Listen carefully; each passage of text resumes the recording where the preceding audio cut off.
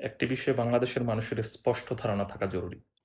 ধরুন কেউ যদি মনে করেন যে জুলাই ম্যাসাকারের ঘটনার জন্য তৎকালীন প্রধানমন্ত্রী শেখ হাসিনাই দায়ী এবং তার বিরুদ্ধে দেওয়া ফাঁসির রায়টিও ন্যায়সঙ্গত, তাহলে একই যুক্তি কি দেশের পরবর্তী হত্যাকাণ্ডের ক্ষেত্রেও প্রযোজ্য নয়? এখন আসেন মূল প্রসঙ্গে।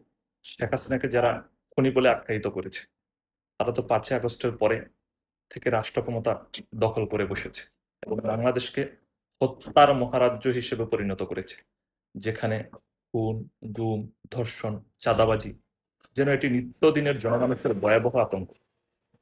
তাহলে কি একই ধারায় বাংলাদেশে 5ই আগস্টের পর জাতিসংঘের যে অনুসন্ধানে যে হত্যাকাণ্ডের যে অভিযোগ প্রকাশ পেয়েছে, তার দায় বর্তমান উপদেষ্টা ডক্টর মোহাম্মদ ইউনূস এবং তার সহযোগী এনসিপি, জামায়াত, বিএনপির উপর বর্তাবে না? আপনারা কি মনে করেন না ক্ষমতা পরিবর্তন হলে একই আইনে তাদেরকেও ফাঁসির আওতায় আসতে হবে?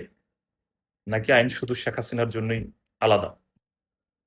আজকে যারা বলে রাষ্ট্রকে রক্ষার স্বার্থে পুলিশের ওপেন ফায়ার করার অনুমতি আইনই আছে, তাদের কাছে প্রশ্ন, এই আইনটি কি শেখ হাসিনার আমলে ছিল না? বলেন যে শেখ হাসিনার আমলে ছিল না এই আইন।